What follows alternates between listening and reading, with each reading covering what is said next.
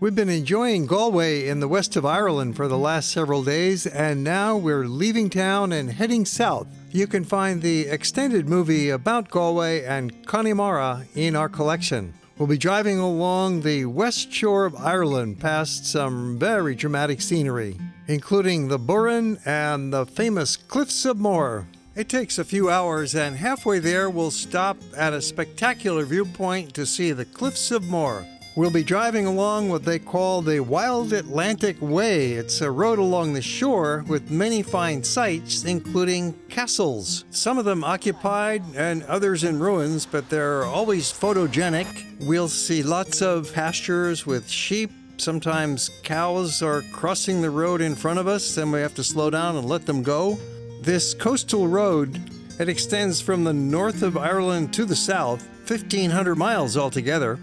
Along this stretch, one of the main sights is the Burren, which is formed chiefly of barren, rocky hills rising to a height of about 800 to 1,000 feet. It originally formed as sediments at the bottom of a tropical sea about 325 million years ago. It finally emerged as the barren limestone that we see today. There's a surf school here at Fenor Beach, which was quite amusing to my group, which is from Hawaii. From the Burren, it's a rather short drive to what is the most popular natural attraction in all of Ireland.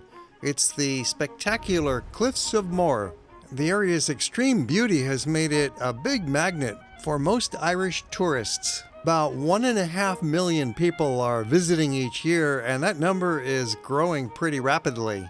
They've developed a new visitor center and strict barrier walls to deal with the situation and provide a safe and pleasant experience for the visitors. Previously, in the last century, it was possible for visitors to get close to the edge. See this ledge of rock down below? That was accessible to the public, but it just got too crowded and became too dangerous, so they blocked it off. I've got some rare old footage that shows how it used to be to share with you. And in a minute, I'll have some tips about how you can still get close to the edge. From this vantage point, you can look straight down. In fact, you're beyond straight down where we are now. We're on a little ledge that's hanging out over the top of the cliff. And it's truly bizarre to look down. We're looking down about 800 feet, and it's one of the most dizzying experiences you can ever have. It's really fabulous. But to be here in person and get this feeling of vertigo and exhilaration and excitement is something beyond all description and beyond all pictures. It is the most incredible feeling of height that I've ever had. It's just too much. You're clinging onto the rocks so that you don't fall off. It's a sheer thrill.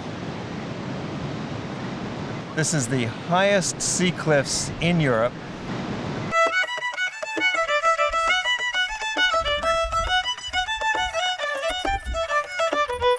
That's how it was 20 years ago, but the experience today is still quite magical. The view looking down those cliffs is one of the great sights of the world. In fact, in one recent survey, it was named the world's best vista.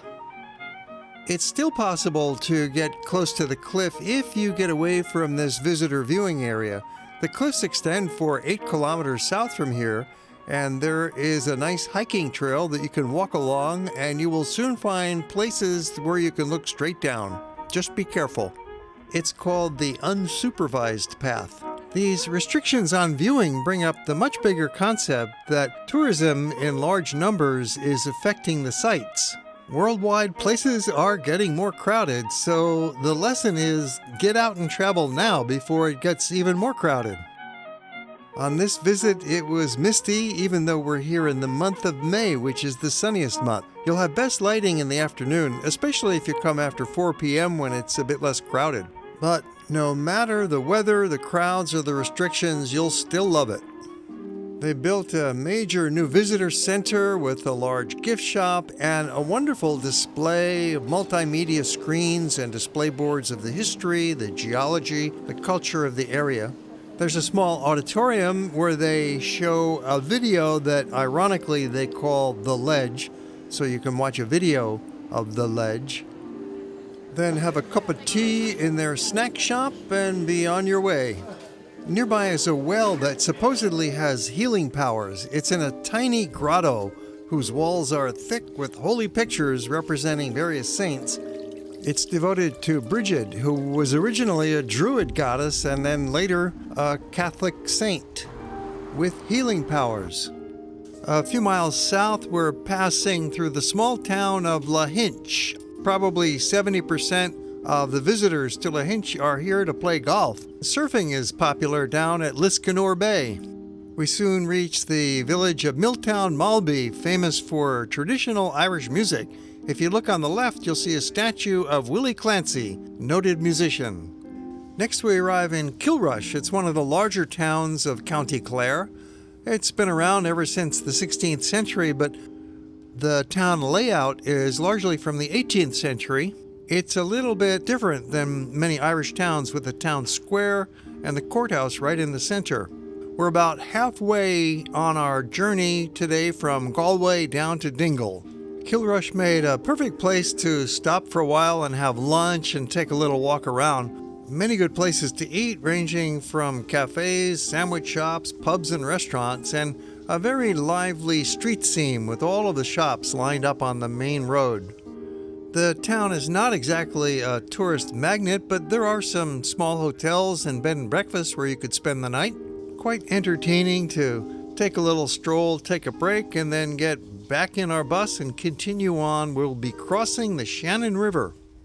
Our van drove right onto the ferry that's going to take us across the River Shannon. It goes from Kilrush to Tarbert.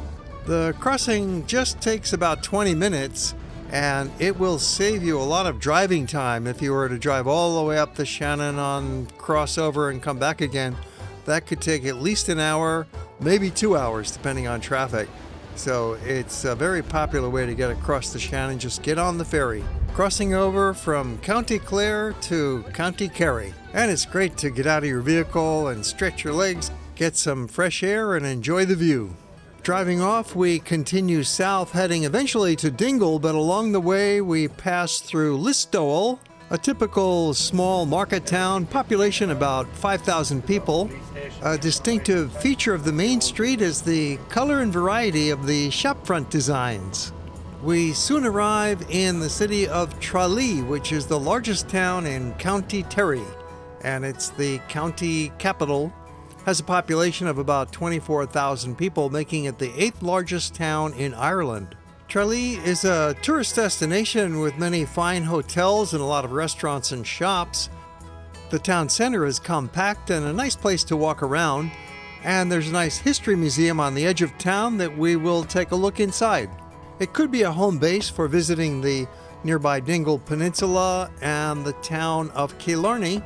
There is a hiking trail that starts here and goes all the way to Dingle, but that's 100 miles away. It would take 8 days to walk it. We'll be riding in our van. Tralee is a wonderful place to take a break as you're driving on your way to Dingle. And we go along the main street, Denny Street, which is one of the oldest in town, and we notice these Georgian-style doorways reminiscent of Dublin. Our bus stops at the town park right in front of the Kerry County Museum. We'll take you inside and have a look at their exhibit that depicts life in medieval Tralee. You walk through this exhibit that takes you back to the year 1450 with sights and sounds and the smells of a bustling community.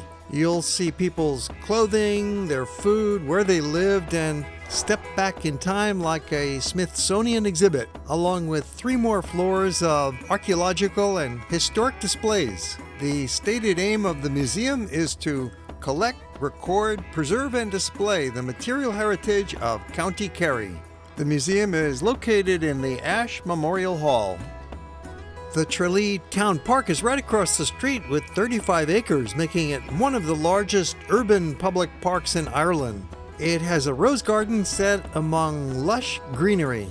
Downtown Tralee is a lovely place to just take a stroll. It's got one shop after another. There are pubs, there are restaurants, and lots of people out walking. Like most Irish towns, they do not have a pedestrian zone, but they do have very nice wide sidewalks that makes it easy to get around, with friendly people you could talk with if you'd like to strike up a conversation. But for us, it's time to go. We're back on our van with our driver guide Martin, heading to our main destination for the evening, which is Dingle, where we shall spend the next couple of days. Be sure to look for the Dingle movie and other movies about Ireland in our collection.